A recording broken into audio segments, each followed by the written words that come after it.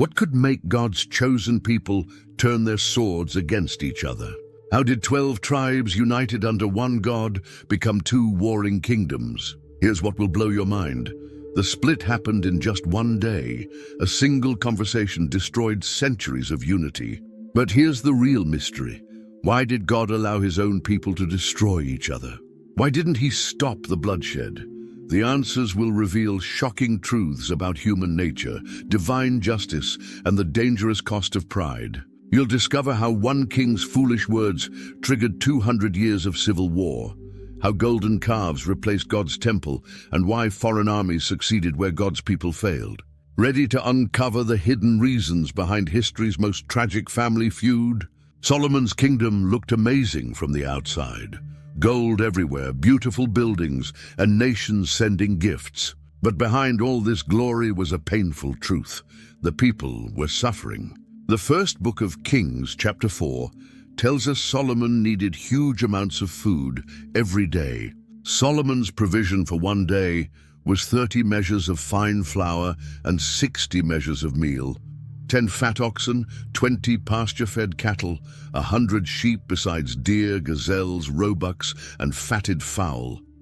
Someone had to pay for all this luxury. The king forced people from all the tribes to work on his projects. According to 1 Kings 5:13-14, King Solomon raised a levy of forced labor from all Israel. The levy numbered 30,000 men. And he sent them to Lebanon, 10,000 a month in shifts. They would be a month in Lebanon and 2 months at home. Think about this.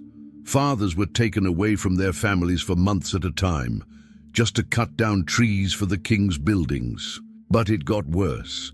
The people also had to pay heavy taxes. Every month, a different part of the country had to feed Solomon's huge household. Chapter 4 lists 12 officers who collected food from different regions. The burden was crushing ordinary families who could barely feed themselves. The temple construction required even more workers. 1 Kings 5:15-16 records. Solomon had 70,000 who carried burdens and 80,000 hewers of stone in the mountains, besides Solomon's 3,300 chief officers who were over the work and had charge of the people who did the work. That's over 150,000 people forced into hard labor. Years of this treatment built up anger in people's hearts. They loved God and wanted to build his house. But Solomon's methods were breaking their backs and their spirits. The seeds of rebellion were planted during these years of hardship. When Solomon died, everyone held their breath. Would his son Rehoboam be different? The northern tribes decided to test him. They chose Shechem, an ancient holy place, for the coronation. This wasn't an accident. Shechem was where Abraham first built an altar to God in the Promised Land. The people's request was simple and fair. 1 Kings 12:3-4 tells us, "And they sent and called him, and Jeroboam and all the assembly of Israel came and said to Rehoboam, 'Your father made our yoke heavy. Now therefore lighten the hard service of your father and his heavy yoke that he put on us, and we will serve you.'" They weren't asking to overthrow the kingdom. They just wanted relief from the crushing burden Solomon had placed on them. They were willing to serve Rehoboam if he would just be more merciful than his father. Rehoboam asked for 3 days to think about it. This seemed wise at first. During these 3 days, he talked to 2 different groups of advisors. First came the old men who had served his father. These experienced counselors gave him smart advice in verse 7. "If you will be a servant to this people today and serve them and speak good words to them when you answer them, then they will be your servants forever." These older men understood something important. A good king serves his people, not the other way around. They had seen how Solomon's harsh policies created problems, and they wanted Rehoboam to learn from those mistakes. But Rehoboam didn't like this advice. He wanted to show everyone how strong and powerful he was. So he turned to his young friends, guys who had grown up with him in the palace. These young men had never worked hard or struggled like ordinary people. They told him exactly what his pride wanted to hear. The 3 days were up. The people gathered at Shechem, hoping for good news, but what they heard shocked them. Rehoboam had chosen to follow the advice of his young, foolish friends instead of the wise elders. 1 Kings 12:13-14 records his harsh answer. And the king answered the people harshly, and forsaking the counsel that the old men had given him, he spoke to them according to the counsel of the young men, saying, "My father made your yoke heavy, but I will add to your yoke. My father disciplined you with whips, but I will discipline you with scorpions." Can you imagine how the people felt hearing these words? They had come humbly asking for mercy, and instead got threats of even worse treatment. Rehoboam was basically saying, "You think Solomon was tough? You haven't seen anything yet." The mention of scorpions was especially cruel. These weren't the animals, they were whips with metal pieces attached that would tear flesh when used. Rehoboam was promising to torture his own people into submission. But here's what Rehoboam didn't understand. You can't rule people through fear forever. His father's harsh methods had already pushed the people to their limit. Now, Rehoboam was threatening to make things even worse. The crowd's mood changed instantly. The hope in their eyes turned to anger. The respect they had for David's family was being destroyed by this young fool who cared more about showing off his power than caring for God's people. In just a few minutes, Rehoboam had thrown away decades of loyalty. His pride and the bad advice of his friends were about to tear apart the kingdom his grandfather David had built with such care. But God had already been working behind the scenes. Years earlier, when Solomon was still alive, there was a man named Jeroboam who worked for the king. He was talented and hard-working, and Solomon put him in charge of all the forced labor from the tribes of Ephraim and Manasseh. One day, as 1 Kings 11:29-31 tells us, something amazing happened. And at that time, when Jeroboam went out of Jerusalem, the prophet Ahijah the Shilonite found him on the road. Now Ahijah had dressed himself in a new garment, and the two of them were alone in the field. Then Ahijah laid hold of the new garment that was on him, and tore it into 12 pieces. And he said to Jeroboam, "Take for yourself 10 pieces, for thus says the Lord, the God of Israel, Behold, I'm about to tear the kingdom from the hand of Solomon, and will give you 10 tribes." This was God's way of showing Jeroboam what would happen. The torn robe represented the 12 tribes, and 10 pieces going to Jeroboam meant he would rule most of the kingdom. The prophet explained that this was happening because Solomon had turned away from God to worship other gods. But there was a problem. Solomon found out about this prophecy. 1 Kings 11:40 says, "Solomon sought therefore to kill Jeroboam, but Jeroboam arose and fled into Egypt, to Shishak king of Egypt, and was in Egypt until the death of Solomon." Jeroboam had to run for his life and hide in Egypt. Now, with Solomon dead and Rehoboam making terrible decisions at Shechem, the time was right. Jeroboam came back from Egypt at exactly the right moment. The people who were angry with Rehoboam suddenly had someone else they could follow. Someone who understood their suffering because he had been in charge of their forced labor. God's timing was perfect. Just when the people needed a leader to stand up to Rehoboam's threats, Jeroboam appeared. The prophecy Ahijah had given years before was about to come true. When the people heard Rehoboam's cruel threats, their patience finally snapped. They had tried to be reasonable, asking nicely for relief from their burdens. Instead, they got promises of even worse treatment. It was the last straw. 1 Kings 12:16 captures the moment when everything changed. And when all Israel saw that the king did not listen to them, the people answered the king, "What portion do we have in David? We have no inheritance in the son of Jesse. To your tents, O Israel. Look now to your own house, David." These weren't just angry words. They were a complete rejection of David's family line. The people were saying they no longer wanted anything to do with the house of David. "To your tents, O Israel," was like saying, "We're done with you, we're going home." The rebellion happened incredibly fast. One moment, Rehoboam thought he was about to be crowned king over all 12 tribes. The next moment, 10 tribes were walking away from him, all because of a few foolish words spoken in pride. The northern tribes immediately turned to Jeroboam. Here was a man who understood their struggles, who had worked alongside them during Solomon's harsh labor projects. He knew what it felt like to be pushed around by an uncaring king. As verse 29 tells us, "And when all Israel heard that Jeroboam had returned, they sent and called him to the assembly and made him king over all Israel. There was none that followed the house of David but the tribe of Judah only. In one day, the united kingdom was gone." David had spent years bringing the 12 tribes together under one crown. Solomon had made the kingdom rich and powerful. But Rehoboam destroyed it all with his arrogant words and foolish pride.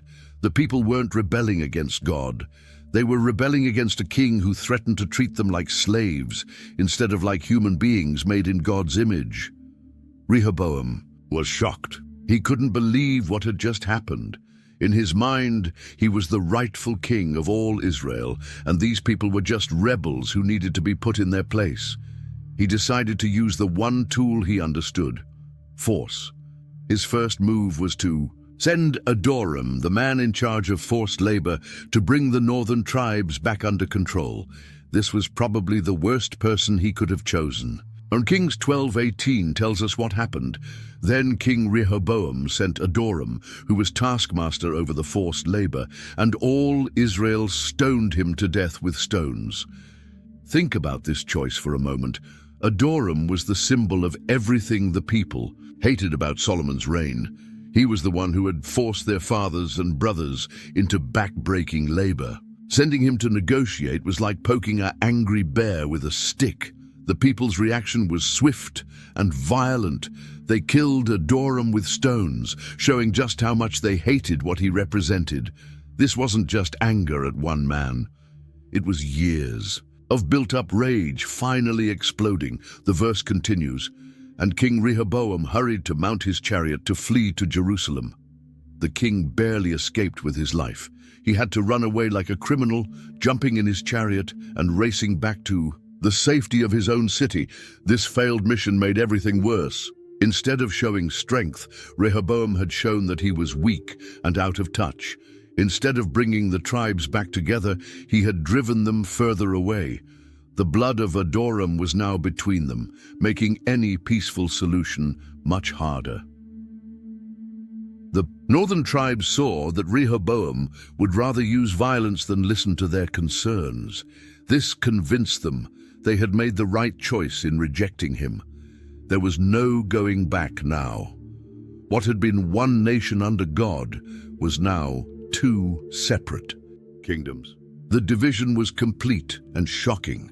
Jeroboam ruled the northern 10 tribes from his capital in Shechem, while Rehoboam controlled only Judah and Benjamin from Jerusalem. The split wasn't just political, it cut right through families and friendships. Brothers who had fought side by side in David's army now found themselves on opposite sides of a border. Towns that had traded freely with each other were now in different countries. Kings 12:21 shows us how serious this division was. When Rehoboam came to Jerusalem, he assembled all the house of Judah and the tribe of Benjamin, 180,000 chosen warriors, to fight against the house of Israel, to restore the kingdom to Rehoboam, the son of Solomon. Rehoboam was preparing for war against his own people. He gathered almost 200,000 soldiers, ready to force the northern tribes back under his control through violence. The kingdom that David had built through unity and God's blessing was about to be torn apart by civil war. But the tragedy went deeper than politics. This split was also God's judgment on Solomon's unfaithfulness. 1 Kings 11:11-13 had warned this would happen. Therefore the Lord said to Solomon, "Since this has been your practice, and you have not kept my covenant and my statutes that I have commanded you, I will surely tear the kingdom from you and will give it to your servant. Yet for the sake of David your father, I will not do it in your days, but I will tear it out of the hand of your son." Solomon's worship of other gods had consequences that reached beyond his own life. His son was paying the price for his father's spiritual failures. The kingdom was being torn apart exactly as God had warned. Now Israel had two kings instead of one, two capitals instead of one, and soon there would be two different ways of worshiping God. The unity that had made Israel strong was gone. Just when it looked like the situation couldn't get worse, God stepped in. Rehoboam was ready to march north with his huge army and force the rebellious tribes back under his control. Civil war seemed certain. Brother would fight brother, and the promised land would be soaked in Hebrew blood. But God had other plans. He sent a prophet named Shemaiah to stop the war before it started. 1 Kings 12:22-24 records this crucial moment. But the word of God came to Shemaiah, the man of God.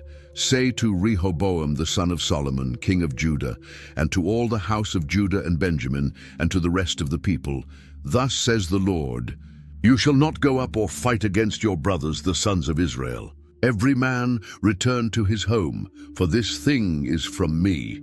God's message was clear and shocking. He called the northern tribes your brothers. They weren't enemies to be destroyed, but family members who had been driven away by foolish leadership. More importantly, God said, this thing is from me. The division wasn't just human politics gone wrong, it was part of God's plan.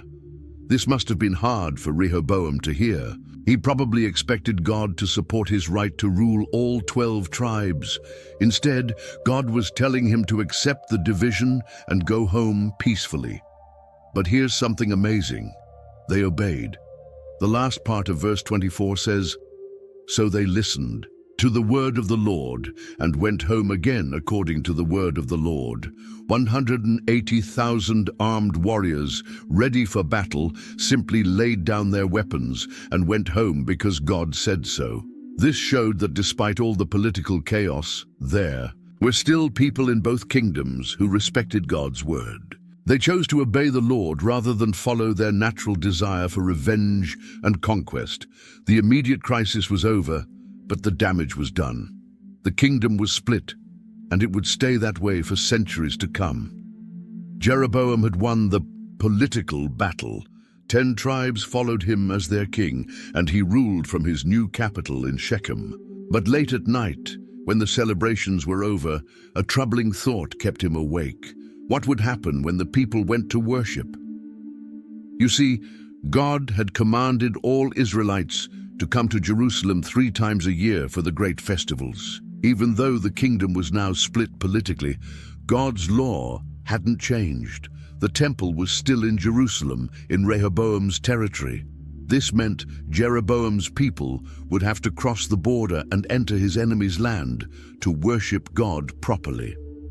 First, Kings 12:26-27 shows us exactly what worried Jeroboam.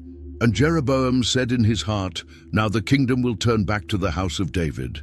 If this people go up to offer sacrifices in the house of the Lord at Jerusalem, then the heart of this people will turn again to their Lord, to Rehoboam king of Judah, and they will kill me and return to Rehoboam king of Judah.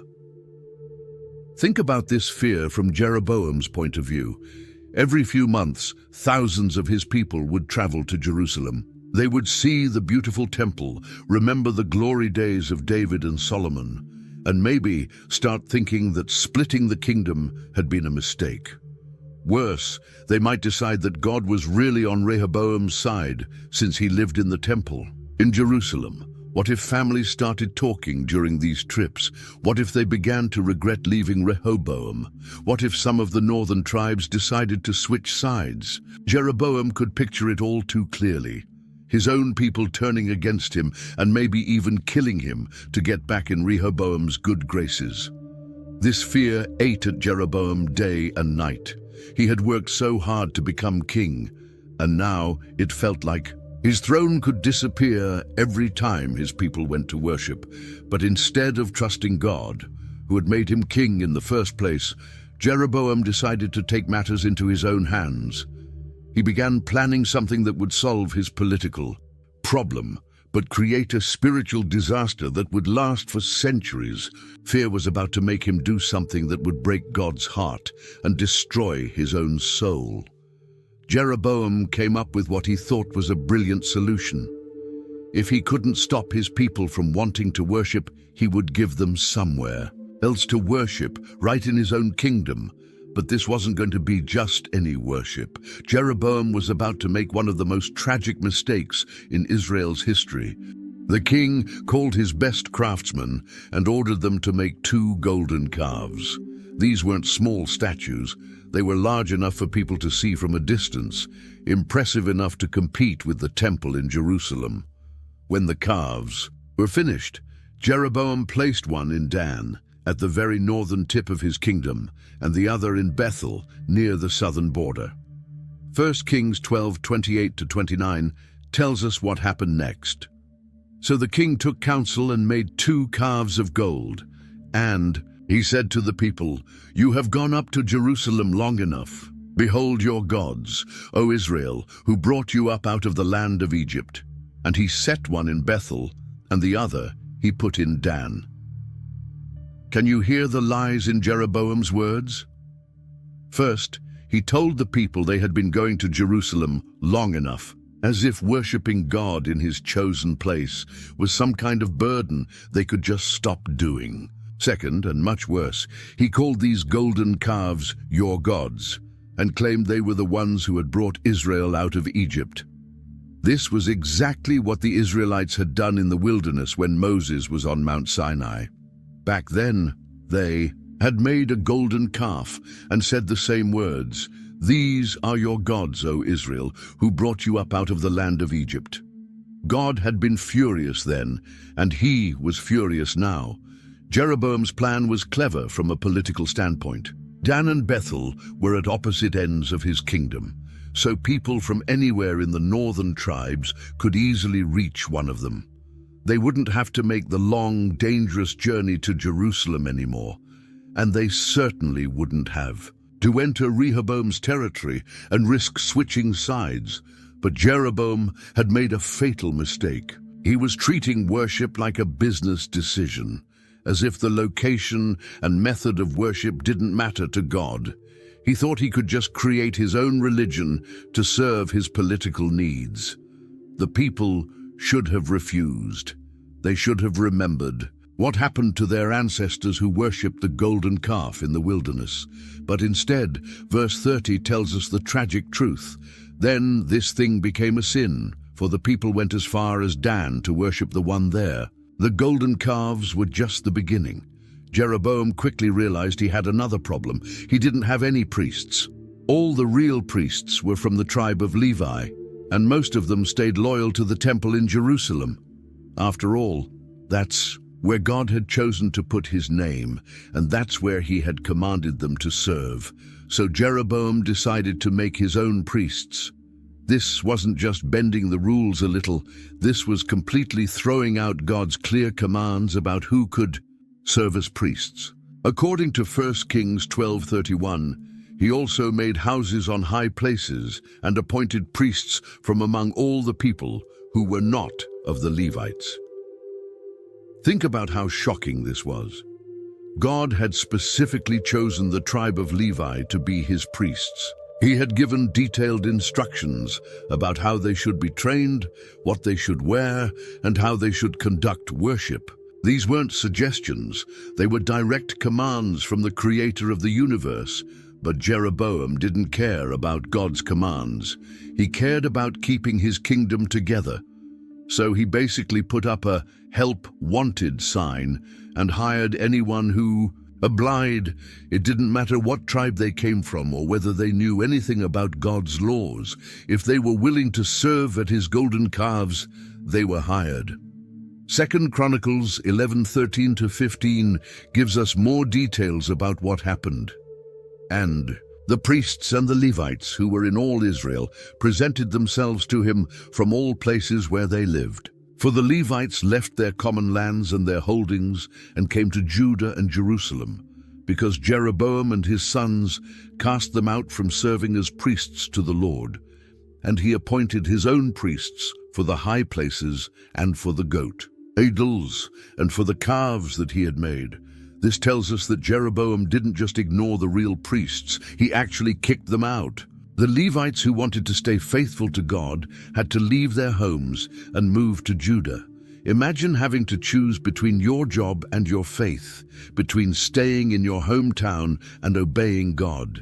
Meanwhile, Jeroboam's new priests had no training, no understanding of God's holiness, and no respect for his laws. They were just political appointees, doing whatever the king told them to do. This fake priesthood would lead Israel further and further away from the true God. Jeroboam wasn't finished yet. He had created fake gods and fake priests, but he still had one more problem. The people were used to celebrating God's festivals at specific times of the year. If they kept following God's calendar, they might remember that these celebrations were supposed to happen in Jerusalem, at the real temple. So Jeroboam decided to change God's calendar too. 1 Kings 12:32-33 describes his next act of rebellion.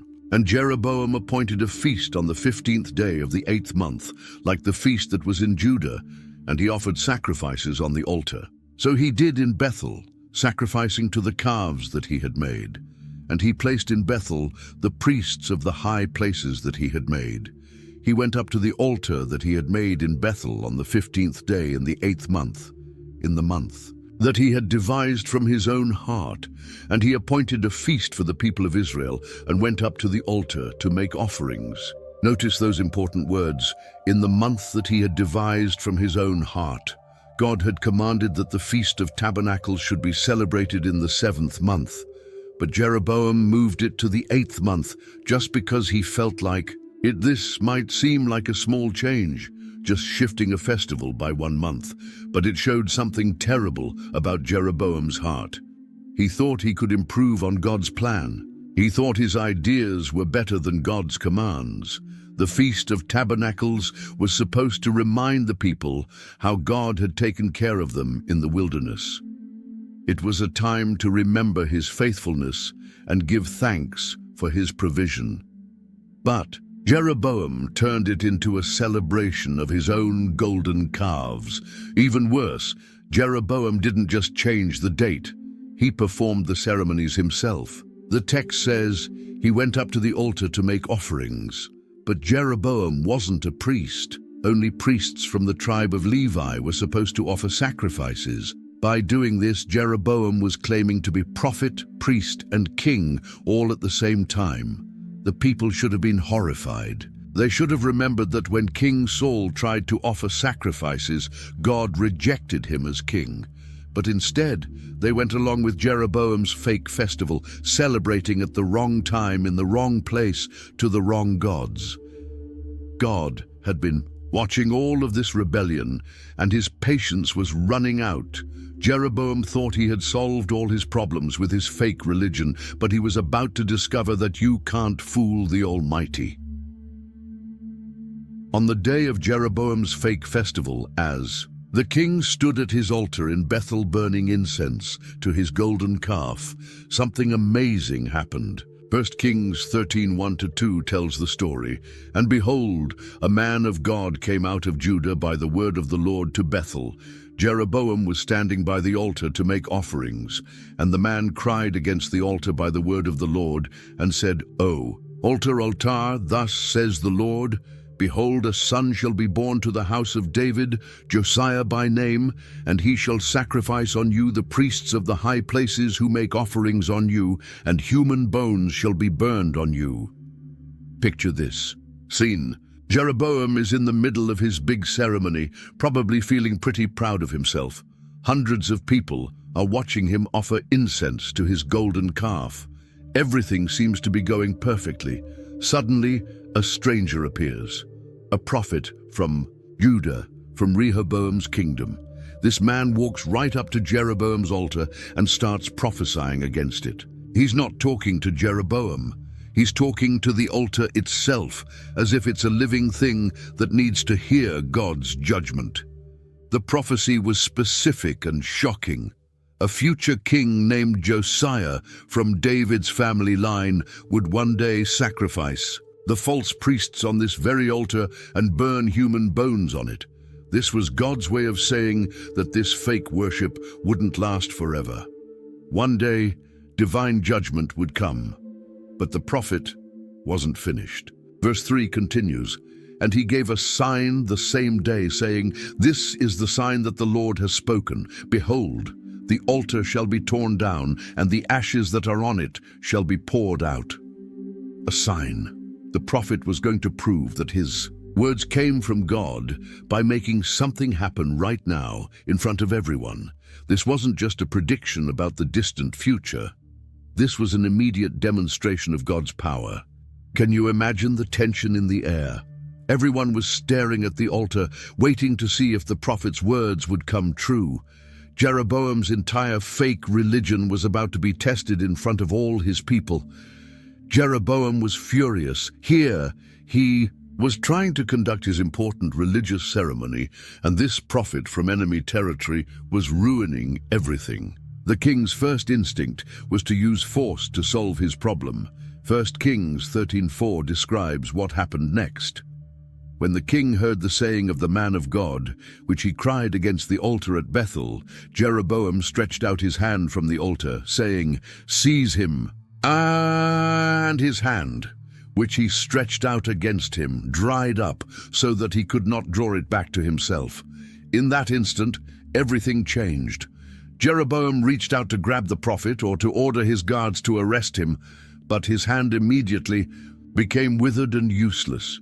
He couldn't even pull it back to his side. The king, who thought he was so powerful, couldn't even control his own arm. At the same moment, verse 5 tells us, the altar also was torn down, and the ashes poured out from the altar, according to the sign that the man of God had given by the word of the Lord. The altar split apart, just as the prophet had predicted, and all the ashes from Jeroboam's sacrifices spilled onto the ground. Picture the shock on everyone's faces. The altar they had been worshipping at was broken in pieces. Their king was standing there with a withered hand, helpless and humiliated, and the prophet from Judah was standing calmly in the middle of it all, completely unharmed.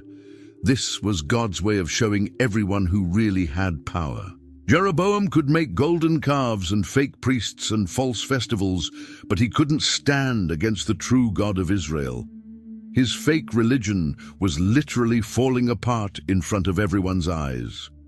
Suddenly, Jeroboam's attitude completely changed. Verse 6 shows us his desperate plea. "And the king said to the man of God, 'Entreat now the favor of the Lord your God, and pray for me that my hand may be restored to me.'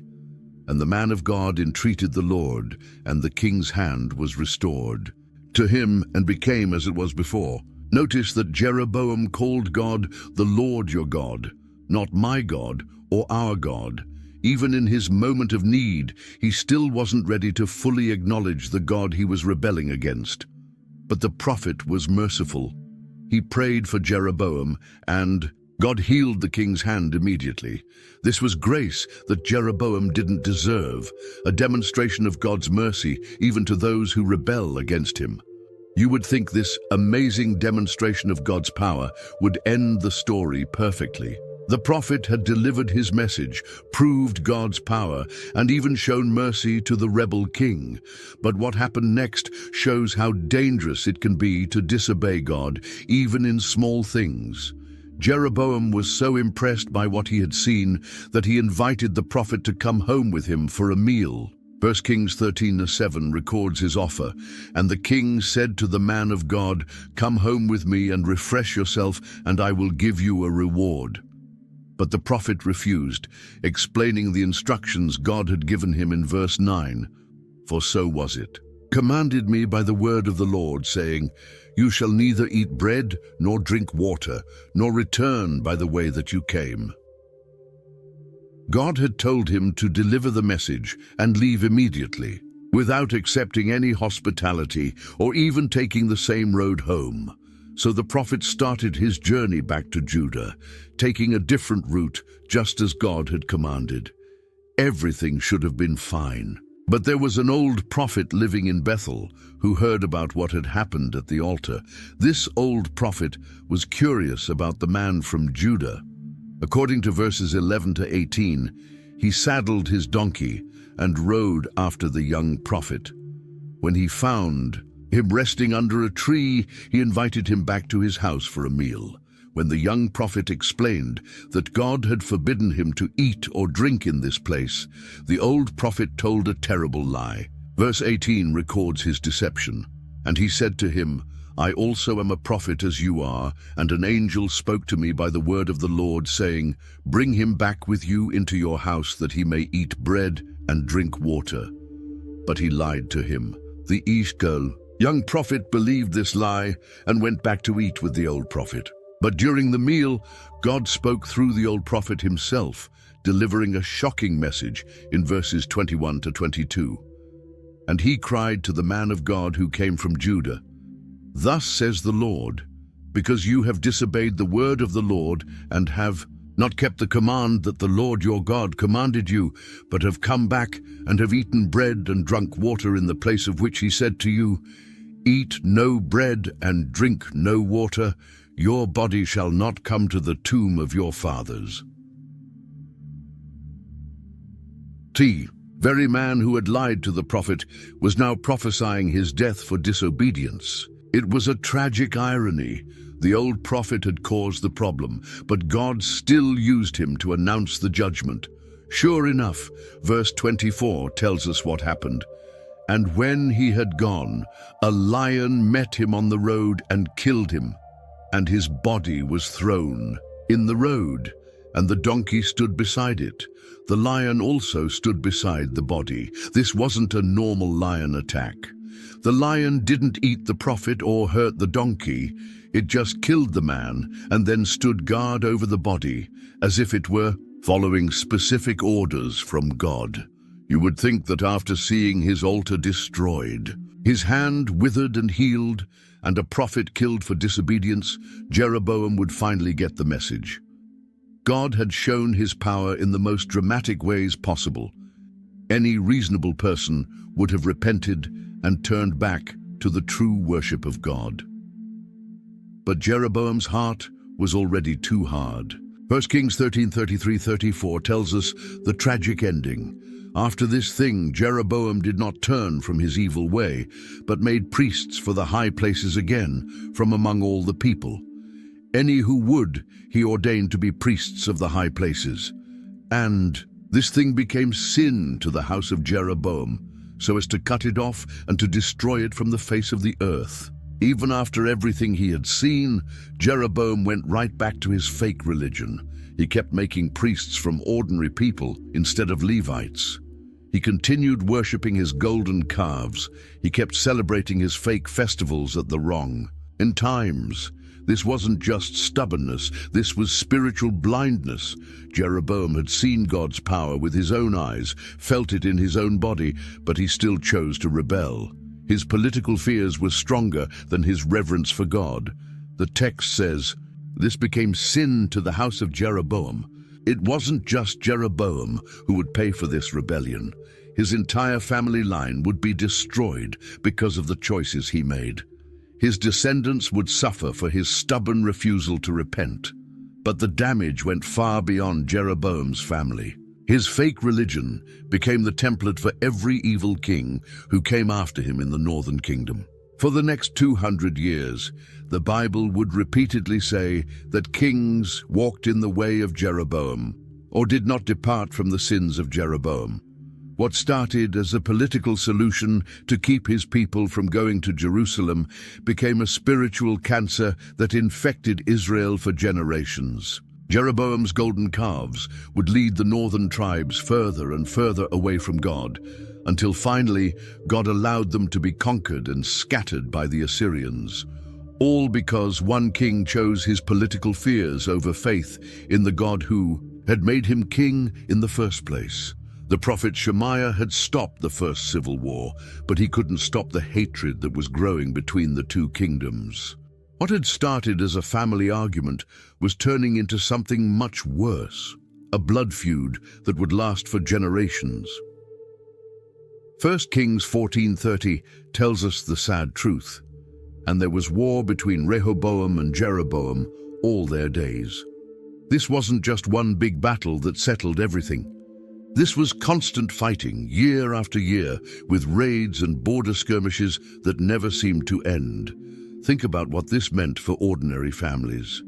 Farmers couldn't work their fields safely because enemy soldiers might attack at any time. Merchants couldn't travel freely between the kingdoms to trade their goods. Children grew up hearing stories about their enemies in the other kingdom, people who used to be their cousins and friends. The border between Judah and Israel became like a scar across the Promised Land.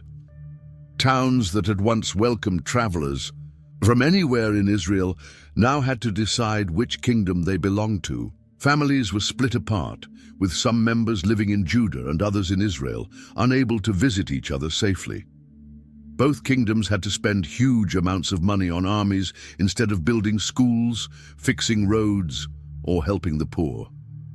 Soldiers, who should have been farming or working as craftsmen, were instead carrying swords and shields, always ready for the next battle.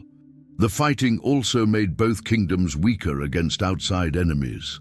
Instead of working together like they had in David's time, the Hebrew kingdoms were wasting their strength fighting each other. Foreign nations were watching this civil war and planning how they could take advantage of it. 2 Chronicles 12:15 sums up those early years. Now, the acts of Rehoboam from first to last, are they not written in the chronicles of the kings of Judah? And there were wars between Rehoboam and Jeroboam continually. The word continually shows just how constant this fighting was. What made it even sadder was that both sides were losing. Every battle, whether Judah won or Israel won, meant that Hebrew blood was being spilled by Hebrew hands. The people who were supposed to be God's chosen nation were destroying each other instead of being a light to the world. While the Hebrew kingdoms were busy fighting each other, a much bigger threat was growing in the south. Pharaoh Shishak of Egypt had been watching the civil war with great interest. He remembered the days when Egypt ruled over the land of Canaan, and he saw an opportunity to get some of that power back. In the 5th year of Rehoboam's reign, while Judah and Israel were still fighting each other, Shishak made his move. 2 Chronicles 12:2-3 describes the invasion. In the 5th year of King Rehoboam, because they had been unfaithful to the Lord, Shishak, king of Egypt, came up against Jerusalem with 1,200 chariots and 60,000 horsemen, and the people were without number who came with him from Egypt, Libyans, Sukiites, and Ethiopians. This was a massive army, bigger than anything either Hebrew kingdom could fight alone. Shishak brought soldiers from all over North Africa, not just Egypt. The 200 chariots alone would have been terrifying to people who were used to fighting on foot with swords and spears. But here's the tragic part. If Judah and Israel had still been united, they might have been able to stop this invasion. David and Solomon had defeated much larger armies when the 12 tribes fought together. But now, instead of helping each other, the Hebrew kingdoms were too busy fighting each other to notice the real danger until it was too late. Shishak's army swept through Judah like a flood. 2 Chronicles 12:4 tells us, "And he took the fortified cities of Judah and came as far as Jerusalem." All of Judah's defenses, built over many years, fell one by one.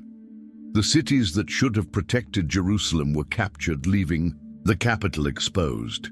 When Shishak finally reached Jerusalem, Rehoboam had no choice but to surrender. The prophet Shemaiah came to the king with a message from God in verse 5. Then Shemaiah the prophet came to Rehoboam and to the princes of Judah who had gathered at Jerusalem because of Shishak, and said to them, "Thus says the Lord, you abandoned me, so I have abandoned you to the hand of Shishak." God was allowing this invasion as punishment for Judah's unfaithfulness. But when Rehoboam and his officials humbled themselves, God showed mercy. He promised that Jerusalem wouldn't be completely destroyed, but there would still be a heavy price to pay. Verses 9 to 11 describe what happened next. So Shishak, king of Egypt, came up against Jerusalem and took away the treasures of the house of the Lord and the treasures of the king's house. He took away everything. He also took away the shields of gold that Solomon had made, and King Rehoboam made in their place shields of bronze, and committed them to the hands of the officers of the guard, who kept the door of the king's house. And as often as the king went into the house of the Lord, the guard came and carried them and brought them back to the guardroom. All the gold that Solomon had used to make the temple beautiful was gone. The golden shields that had shown Israel's glory were replaced with cheap bronze copies. Egypt had robbed God's house while his people were too busy fighting each other to protect it. When Rehoboam died, his son Abijam became king of Judah. You might think that after Egypt's devastating invasion, both kingdoms would realize they needed to stop fighting each other. But the hatred had grown too deep. The civil war continued into the next generation. Jeroboam gathered a huge army of 800,000 men to fight against Judah. But Abijam could only muster 400,000 soldiers. The odds were 2-1 against Judah, and it looked like Israel was about to win a crushing victory. But before the battle began, something remarkable happened. 2 Chronicles 13:3-4 tells us, Abijam went out to battle with an army of valiant men of war, 400,000 chosen men, and Jeroboam drew up his line of battle against him with 800,000 chosen mighty men. Then Abijam stood up on Mount Zemaraim, that is in the hill country of Ephraim, and said, Hear me, Jeroboam, and all Israel. Abijam climbed up on a mountain where both armies could hear him, and he gave one of the most powerful speeches in the Bible. This wasn't just political trash talk before a battle. This was a theological argument about which kingdom was really following God. Abijam started by reminding everyone of God's promises in verse 5.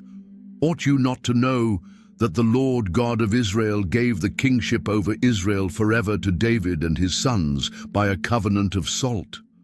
A covenant of salt meant a permanent, unbreakable promise.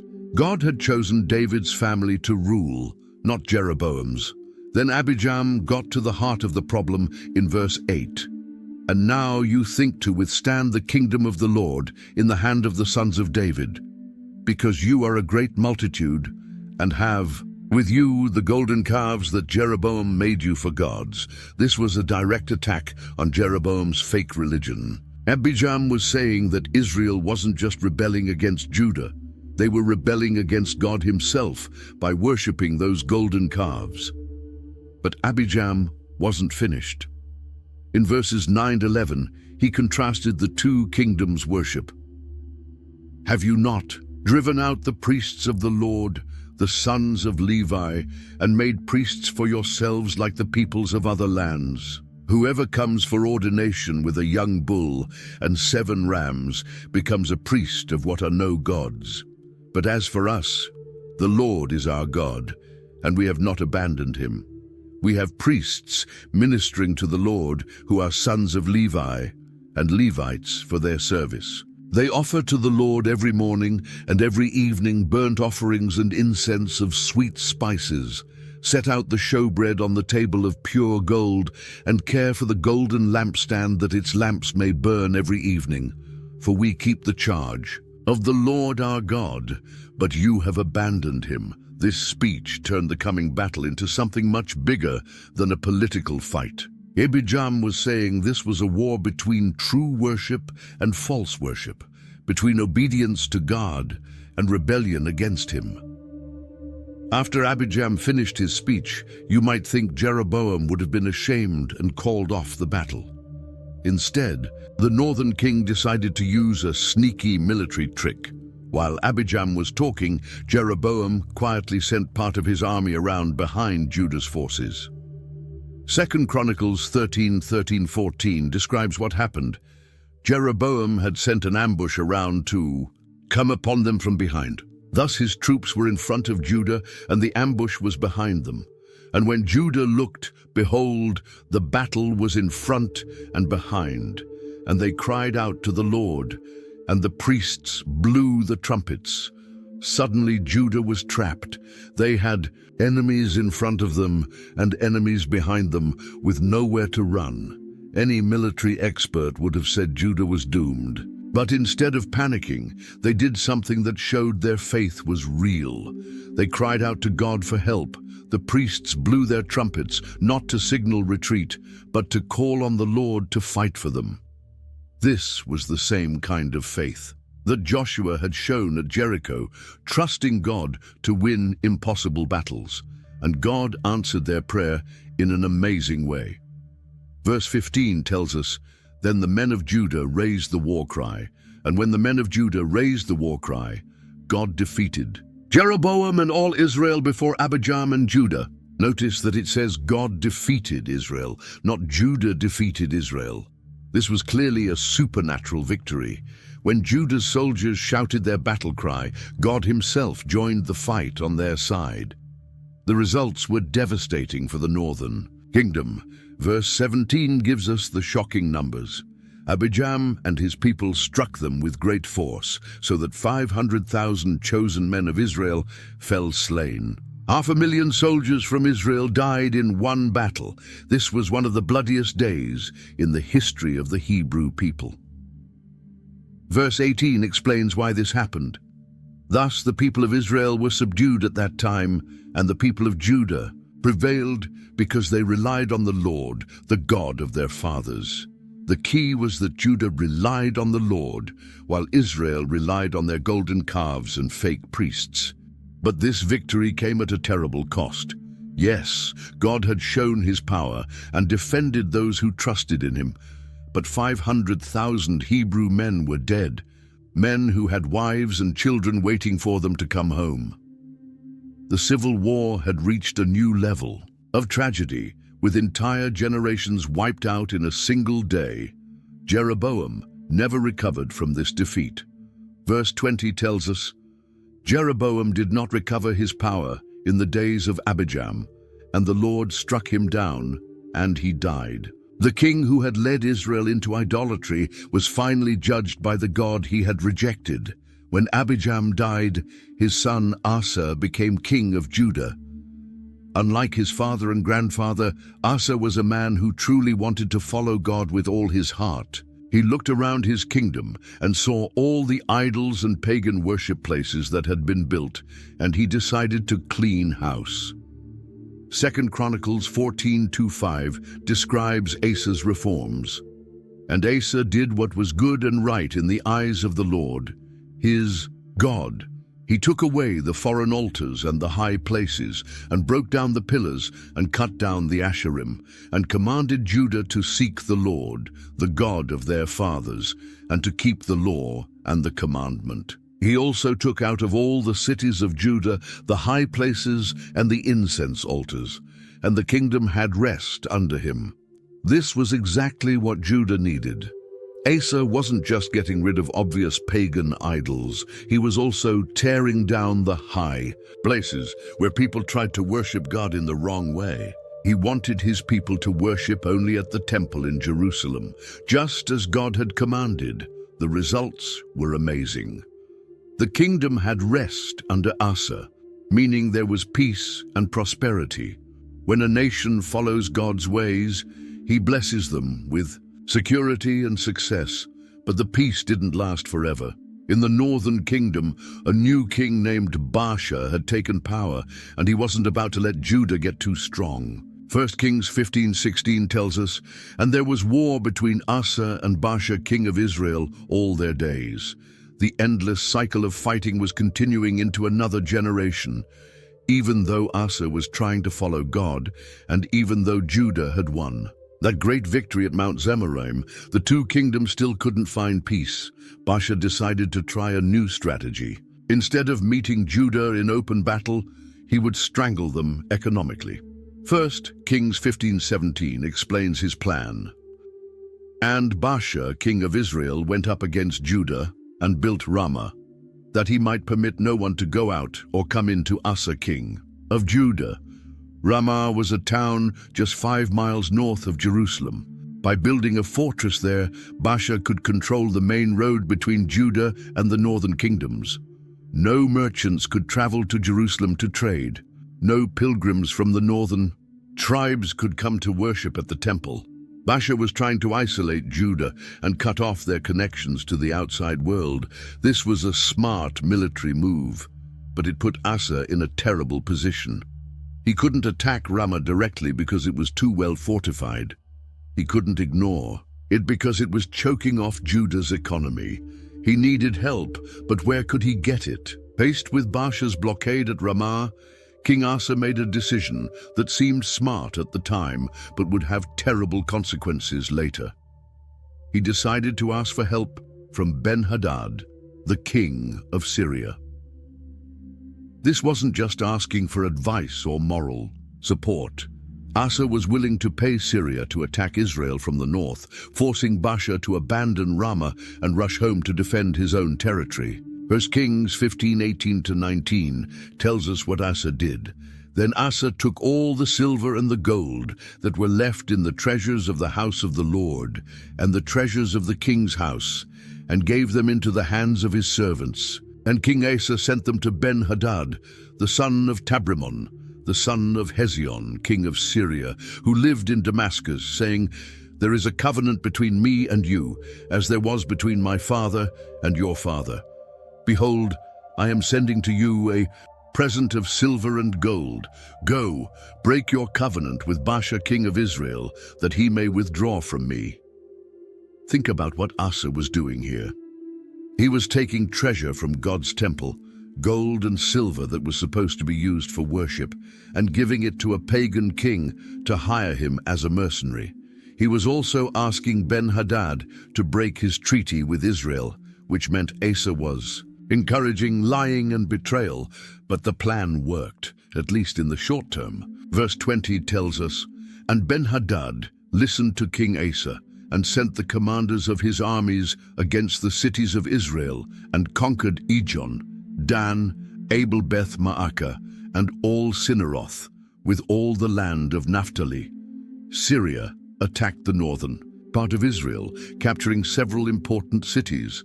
Baasha had no choice but to abandon his fortress at Ramah and rush north to fight the Syrians. Asa's strategy had succeeded. The blockade was broken. 1 Kings 15:22 shows us what happened next. Then King Asa made a proclamation to all Judah, none was exempted, and they carried away the stones of Ramah and its timber, with which Baasha had been building, and with them King Asa built Geba of Benjamin and Mizpah. Asa didn't just tear down Baasha's fortress, he used the materials to build his own fortifications at Geba and Mizpah. These new forts would protect Judah's northern border and prevent Israel from trying the same trick again. But God wasn't happy with Asa's methods. 2 Chronicles 16:7-9 records what the prophet Hanani told the king. At that time Hanani the seer came to Asa king of Judah and said to him, "Because you relied on the king of Syria and did not rely on the Lord your God, the army of the king of Syria has escaped out of your hand. Were not the Ethiopians and the Libyans a huge army with very many chariots and horsemen? Yet because you relied on the Lord, he gave them into your hand. For the eyes of the Lord run to and fro throughout the whole earth, to give strong support to those whose heart is blameless toward him. You have done foolishly in this, and from now on you will have wars." The prophet was reminding Asa of how God had given him victory over a huge Ethiopian army earlier in his reign. If God could defeat a 1,000,000-man army from Africa, why couldn't he handle Baasha's little fortress at Ramah? By hiring Syria instead of trusting God, Asa had missed an opportunity to see God's power and had instead made Syria stronger and more dangerous. The worst part was Hanani's final warning. "From now on you will have wars." Asa's alliance with Syria had solved one problem, but created many bigger ones. Foreign nations now knew they could play the Hebrew kingdoms against each other for profit. While Judah was dealing with Syrian alliances and border fortresses, the northern kingdom of Israel was falling apart from the inside. The fake religion that Jeroboam had created wasn't just leading people away from God. It was destroying the moral foundation that held society together. God had warned that Jeroboam's family would be destroyed because of his sins, and that prophecy came true in a brutal way. 1 Kings 15:27-28 tells the story. Baasha, the son of Ahijah of the house of Issachar, conspired against him, and Baasha struck him down at Gibeton, which belonged to the Philistines, for Nadab and all Israel were laying siege to Gibeton. So Baasha killed him in the 3rd year of Asa king of Judah and reigned in his place. Nadab was Jeroboam's son, and he had only been king for 2 years when Baasha murdered him. This wasn't a battle between two armies. This was an assassination, a betrayal by one of Nadab's own officers. The northern kingdom was learning that violence was the easiest way to change governments. But Baasha didn't stop with killing the king. Verse 29 shows us how complete his massacre was. And as soon as he was king, he killed all the house of Jeroboam. He left to the house of Jeroboam not one that breathed until he had destroyed it, according to the word of the Lord that he spoke by his servant Ahijah the Shilonite. Baasha wiped out Jeroboam's entire family, men, women, children, everyone. This fulfilled the prophecy that Ahijah had given years earlier, but it also showed how brutal Israel's politics had become. Murder was now the normal way to start a new dynasty. You might think Baasha would learn from Jeroboam's mistakes, but he didn't. 1 Kings 15:34 tells us, "He did what was evil in the sight of the Lord, and walked in the way of Jeroboam and in his sin which he made Israel to sin." Baasha kept the same fake religion, the same golden calves, the same corrupt priesthood. So God sent the same judgment on Baasha's family. The prophet Jehu delivered this message in 1 Kings 16:1-3. And the word of the Lord came to Jehu, the son of Hanani, against Baasha, saying, "Since I exalted you out of the dust and made you leader over my people Israel, and you have walked in the way of Jeroboam, and have made my people Israel to sin, provoking me to anger with their sins, behold, I will utterly sweep away Baasha and his house, and I will make your house like the house of Jeroboam, the son of Nebat." The same pattern repeated exactly. Baasha ruled for 24 years, then died naturally. His son Elah became king, but only lasted 2 years before being assassinated by his own chariot commander, Zimri. And just like before, the new king killed everyone in the previous royal family. But Zimri's reign was even shorter, only 7 days. When the army heard that Zimri had murdered the king, they declared their commander Omri as the new king and marched on the capital. Zimri was trapped in the palace and burned it down around himself rather than surrender. 1 Kings 16:15-18 summarizes this chaos. In the 27th year of Asa king of Judah, Zimri reigned 7 days in Tirzah. Now the troops were encamped against Gibbethon, which belonged to the Philistines. And the troops who were encamped heard it said, "Zimri has conspired, and he has killed the king." Therefore all Israel made Omri, the commander of the army, king over Israel that day in the camp. So Omri went up from Gibbethon, and all Israel with him, and they besieged Tirzah. And when Zimri saw that the city was taken, he went into the citadel of the king's house and burned the king's house over him with fire and died. In less than 50 years, Israel had gone through 4 different dynasties, each one ending in murder and massacre. The kingdom that was supposed to be God's chosen people had become a place where violence was the only way to gain power. Down in Judah, King Asa's son Jehoshaphat was watching the chaos in the northern kingdom with growing concern. The constant violence and instability in Israel was making both Hebrew kingdoms look weak to their enemies. Foreign nations were starting to think that God's people were just another collection of warring tribes, no different from any other nation. Jehoshaphat was a godly king who wanted to follow God's ways, and he believed that meant trying to make peace with Israel. After all, they were still fellow Hebrews, still descendants of Abraham, Isaac, and Jacob. Maybe if the two kingdoms could stop fighting each other, they could work together again like in the days of David and Solomon. By this time, Omri's son, Ahab, had become king of Israel. Ahab was powerful and wealthy, and he had built a magnificent new capital city called Samaria. He also had a daughter named Athaliah, who was old enough to get married. Jehoshaphat came up with what seemed like a brilliant plan, a royal marriage that would unite the two kingdoms peacefully.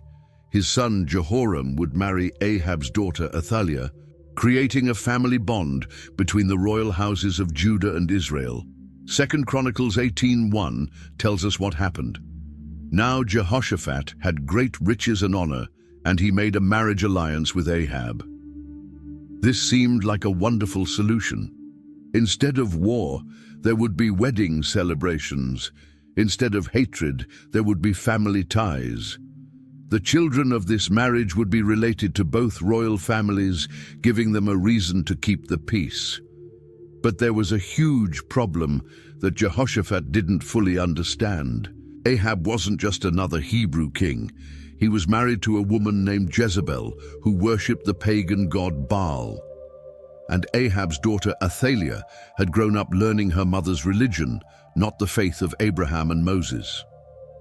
1 Kings 16:31-33 describes what Ahab was really like.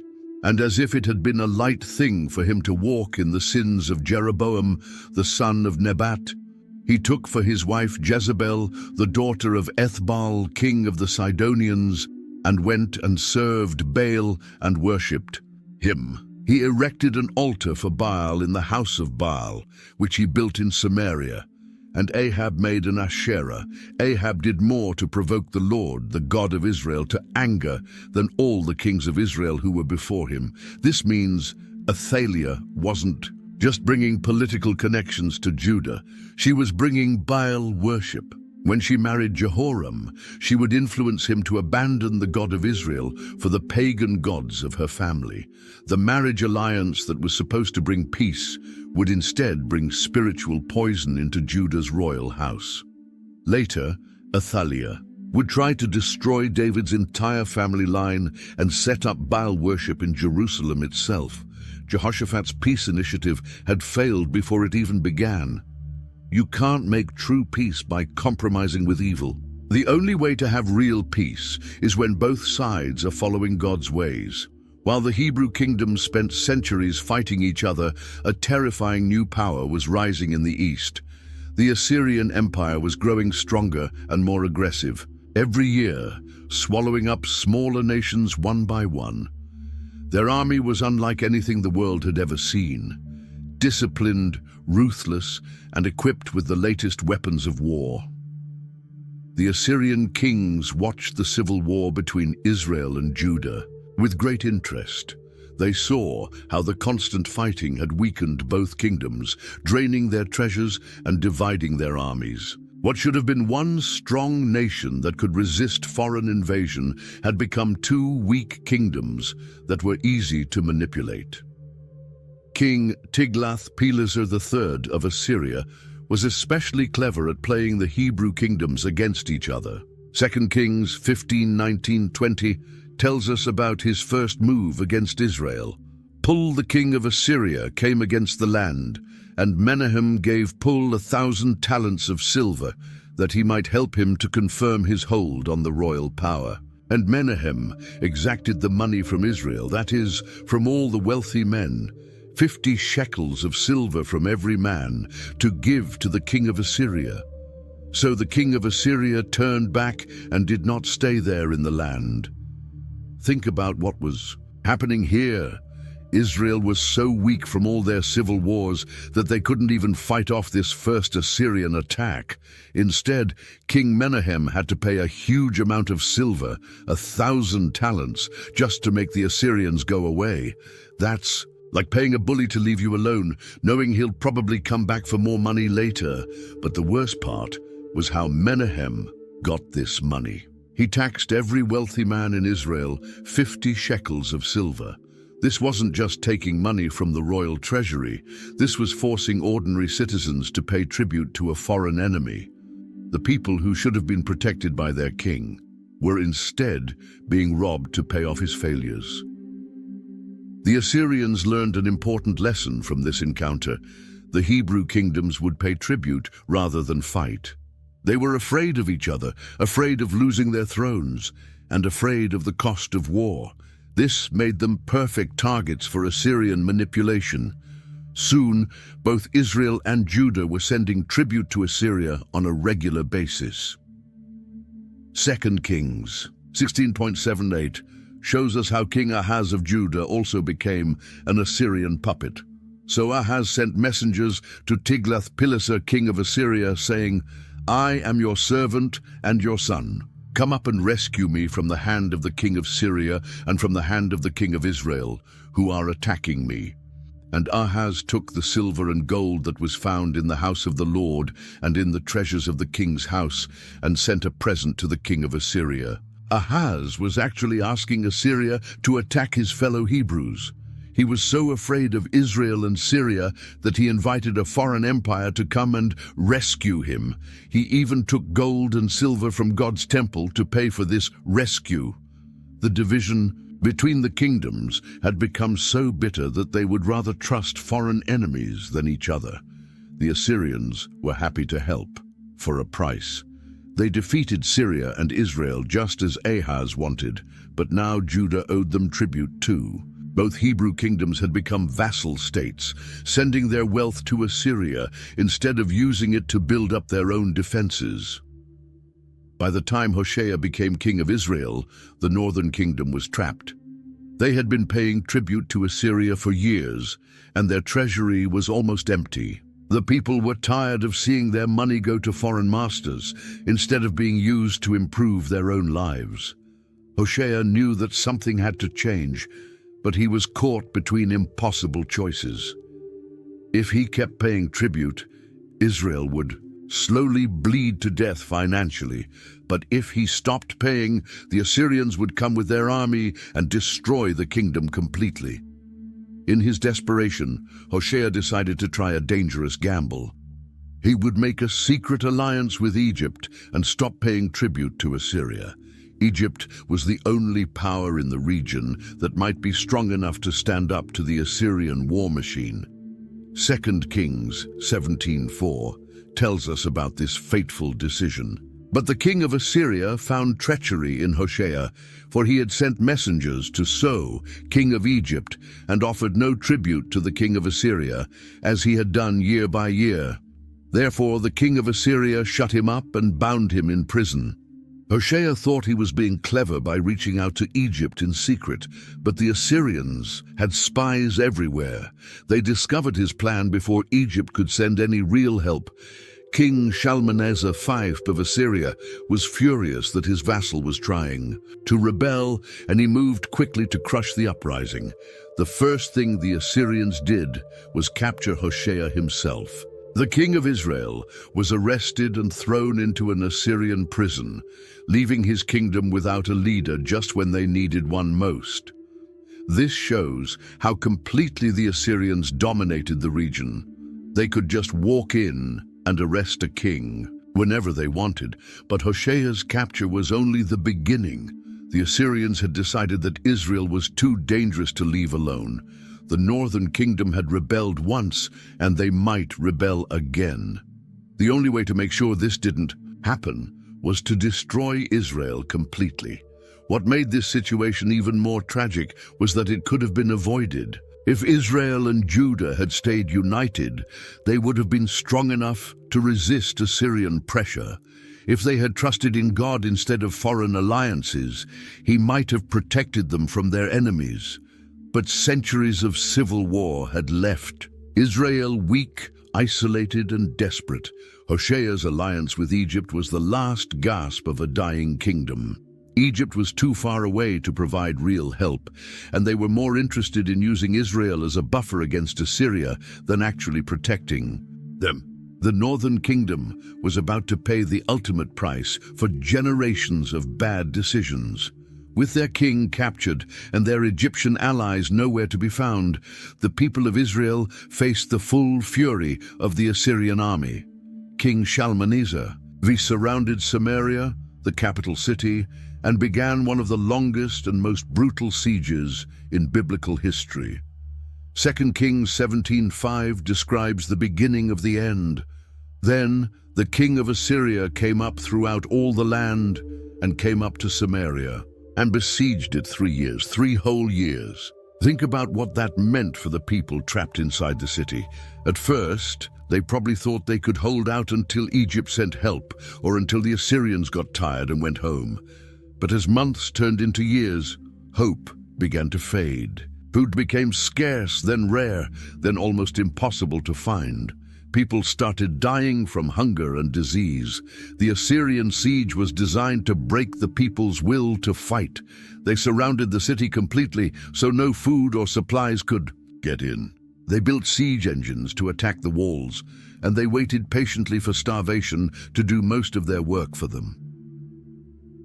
During those 3 terrible years, the people of Samaria had plenty of time to think about how they had gotten into this situation. Maybe some of them remembered the warnings that prophets had given about serving false gods. Maybe they thought about all the money they had wasted on civil wars instead of building stronger defenses, but it was too late for regrets. In 722 BC, after 3 years of suffering, Samaria finally fell. The Bible tells us in 2 Kings 17:6, "In the 9th year of Hoshea, the king of Assyria captured Samaria, and he carried the Israelites away to Assyria and placed them in Halah, and on the Habor, the river of Gozan, and in the cities of the Medes." When the Assyrians conquered a city, they didn't just take it over, they emptied it out completely. They rounded up the surviving population and marched them hundreds of miles away to distant parts of their empire. This wasn't just conquest. This was cultural extinction. The 10 tribes of the northern kingdom were scattered across the Assyrian Empire, from modern-day Iraq to Iran. They were deliberately mixed in with other conquered peoples so they would lose their Hebrew identity and never be able to organize a rebellion. Families were split up, communities were destroyed, and the Hebrew language slowly disappeared among the exiles. 2 Kings 17:18 explains why this happened. "Therefore the Lord was very angry with Israel and removed them out of his sight. None was left but the tribe of Judah only." This wasn't just a military defeat, it was divine judgment. God had warned Israel for centuries through his prophets, but they had refused to listen. The northern kingdom, which had lasted for about 200 years, was gone forever. The 10 tribes became known as the lost tribes of Israel, because they disappeared into the Assyrian Empire and never returned as a distinct people. The Assyrians didn't leave the northern territory empty after they deported the Israelites. Empty. Land was useless land, and the Assyrian Empire was all about maximizing profit and control. So they brought in people from other parts of their empire to settle in what used to be Israel. 2 Kings 17:24 tells us about this population replacement.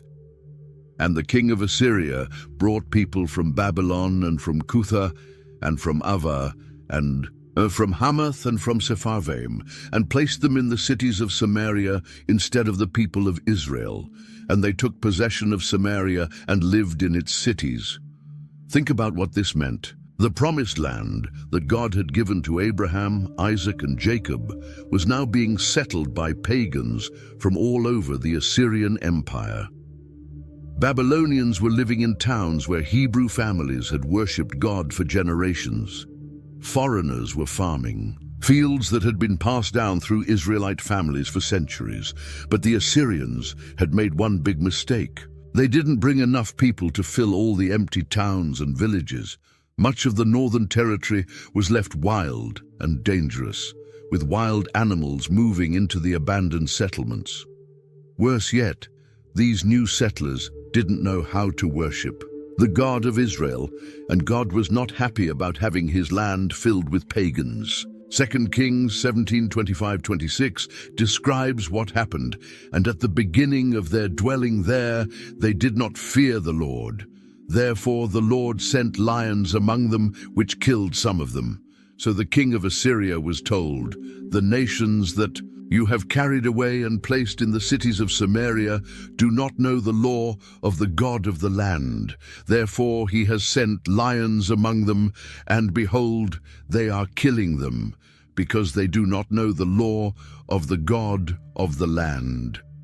The Assyrian king realized he had a problem. His new settlers were being killed by lions, and his local administrators told him it was because they weren't worshipping the local god properly. From the Assyrian point of view, every land had its own gods that needed to be respected, or there would be trouble. So the king came up with a solution that seemed logical to him. 2 Kings 17:27-28 tells us, "Then the king of Assyria commanded, 'Send there one of the priests whom you carried away from there, and let him go and dwell there and teach them the law of the God of the land.' So one of the priests whom they had carried away from Samaria came and lived in Bethel and taught them how they should fear the Lord." One of the exiled Israelite priests was sent back to teach the new settlers how to worship God.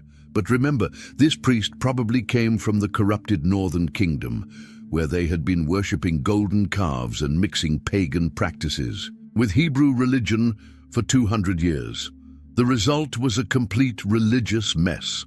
These foreign settlers started worshipping the God of Israel, but they also kept worshipping their own pagan gods from their original countries. 2 Kings 17:33 sums it up. "So they feared the Lord, but also served their own gods, after the manner of the nations from among whom they had been carried away." Over time, these mixed populations began to intermarry with the few Hebrews who had been left behind. Their descendants became known as the Samaritans, a mixed race that combined Hebrew blood with foreign blood and Hebrew religion with pagan religion. When the Jews from Judah later returned from their own exile in Babylon, they would despise these Samaritans and refuse to have anything to do with them. The division that had started with Rehoboam and Jeroboam had created a new kind of hatred that would last for centuries. With the northern kingdom destroyed and its people scattered, Judah suddenly found itself in a terrifying position. For 200 years, Israel had served as a buffer between Judah and the great empires of the north. Even though the two kingdoms had been enemies, Israel had still absorbed some of the pressure from foreign invaders. Now that buffer was gone. Judah was alone, facing the full might of whatever empire wanted to dominate the region. And unfortunately for them, an even more powerful empire than Assyria was rising in the east, Babylon. The Babylonians had conquered the Assyrians and taken over their empire. Now they were looking south toward the small kingdoms that had survived. Assyrian rule. Egypt was still a major power in the region, and the land between Egypt and Babylon became a constant battleground as these two superpowers fought for control. Judah was caught right in the middle of this conflict. They were too small to fight either Egypt or Babylon directly, but they were too important geographically to be ignored. Whoever controlled Judah controlled the main road between Asia and Africa. King Josiah of Judah tried to stay independent by not taking sides in the conflict between Egypt and Babylon. But 2 Kings 23:29 shows us how impossible this was. In his days, Pharaoh Necho, king of Egypt, went up to the king of Assyria, to the river Euphrates. King Josiah went to meet him, and Pharaoh Necho killed him at Megiddo when he saw him. Josiah tried to stop the Egyptian army from marching through his territory to fight the Babylonians, but he was killed in the attempt. This shows how completely the great powers dominated the region. They would march their armies wherever they wanted, and any small kingdom that got in the way would be crushed. After Josiah's death, Judah became a puppet state, first of Egypt, then of Babylon. 2 Kings 24:1 tells us, "In his days Nebuchadnezzar king of Babylon came up, and Jehoiakim became his servant 3 years. Then he turned and rebelled against him. Just like Israel before them, Judah was forced to pay tribute to a foreign empire, and just like Israel, they eventually tried to rebel when the burden became too heavy. But Judah had learned nothing from Israel's destruction. They made the same mistakes, trusted the same unreliable allies, and ignored the same warnings from God's prophets. The difference was that Judah was facing an even more powerful enemy than Israel had faced. The Babylonian Empire under Nebuchadnezzar was larger, richer, and more militarily advanced than Assyria had ever been. And Judah was trying to resist them without any help from other Hebrew kingdoms. If David's united kingdom had still existed, it might have been strong enough to maintain independence from Babylon, at least for a while. The combined armies of all 12 tribes, along with their accumulated wealth and strong fortifications, could have put up a real fight. But that unity was long gone. Judah stood alone, weakened by centuries of civil war, drained by paying tribute to foreign empires, and surrounded by enemies on all sides. King Nebuchadnezzar of Babylon was not as patient as the Assyrians had been. When Judah's king Jehoiakim stopped paying tribute and tried to rebel, the Babylonian response was swift and brutal. The first Babylonian attack came in 605 BC when they captured Jerusalem and took many of the nobles and skilled workers back to Babylon as prisoners. Among these captives was a young man named Daniel, who would become famous for his faithfulness to God in a foreign land. But this was just the beginning. When Jehoiakim's son Jehoiakim continued the rebellion, Nebuchadnezzar came back with an even larger army. 2 Kings 24:10-14 describes what happened. At that time, the servants of Nebuchadnezzar, king of Babylon, came up to Jerusalem, and the city was besieged. And Nebuchadnezzar, king of Babylon, came to the city while his servants were besieging it. And Jehoiakim, the king of Judah, gave himself up to the king of Babylon, himself and his mother, and his servants, and his officials, and his palace officials. The king of Babylon took him prisoner in the 8th year of his reign, and carried off all the treasures of the house of the Lord, and the treasures of the king's house, and cut in pieces all the vessels of gold in the temple of the Lord, which Solomon king of Israel had made, as the Lord had foretold. He carried away all Jerusalem, and all the officials, and all the mighty men of valor, 10,000 captives, and all the craftsmen and the smiths. None remained except the poorest people of the land. This second deportation was much more severe than the first. Nebuchadnezzar took not just the royal family, but also 10,000 of Judah's most important people, government officials, military leaders, skilled craftsmen, and anyone else who might be able to organize a rebellion. He also stripped the temple of all its remaining treasures. The golden vessels that Solomon had made for worship were cut up and carried away to Babylon. The house that was supposed to be the center of worship for all 12 tribes was being systematically looted by pagans. But even this wasn't enough to teach Judah's leaders humility. Nebuchadnezzar appointed Zedekiah, Jehoiakim's uncle, as the new king, hoping he would be grateful enough to stay loyal. But after 9 years of rule, Zedekiah also tried to rebel. This final rebellion was the last straw for Nebuchadnezzar. 2 Kings 25:1-2 tells us, "And in the 9th year of his reign, in the 10th month, on the 10th day of the month, Nebuchadnezzar, king of Babylon, came with all his army against Jerusalem and laid siege to it. And they built siege works all around it.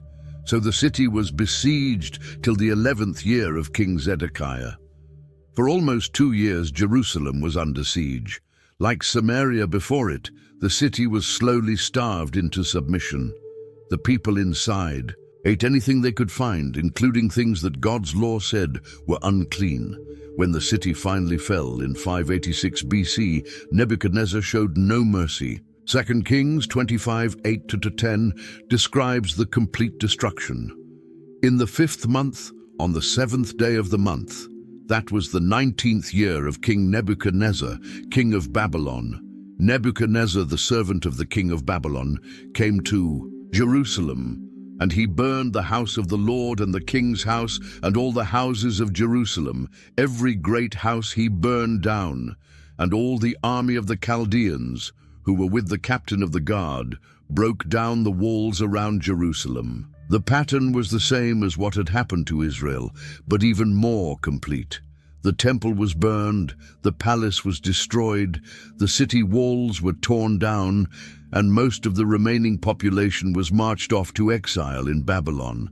The kingdom of Judah, which had lasted about 350 years, was finished. Like their northern brothers before them, the people of Judah would spend the next 70 years in foreign captivity, wondering if God had forgotten his promises to Abraham, Isaac, and Jacob.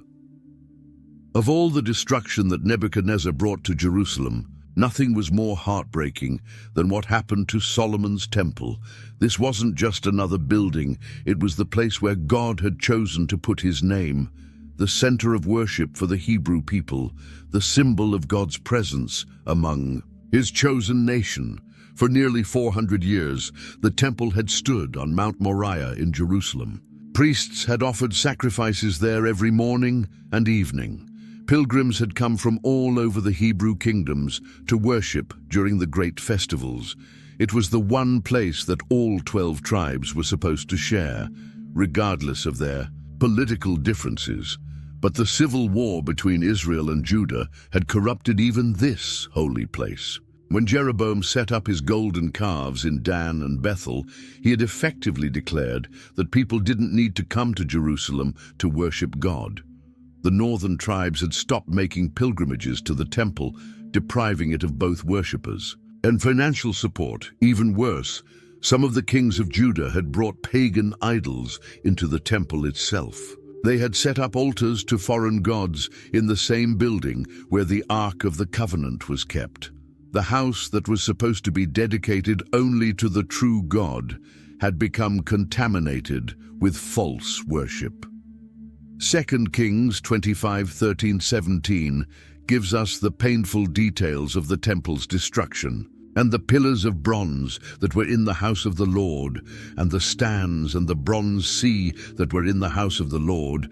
The Chaldeans broke in pieces and carried the bronze to Babylon, and they took away the pots and the shovels, and the snuffers and the dishes for incense, and all the vessels of bronze used in the temple service, the fire pans also, and the bowls. What was of gold, the captain of the guard took away as gold, and what was of silver as silver.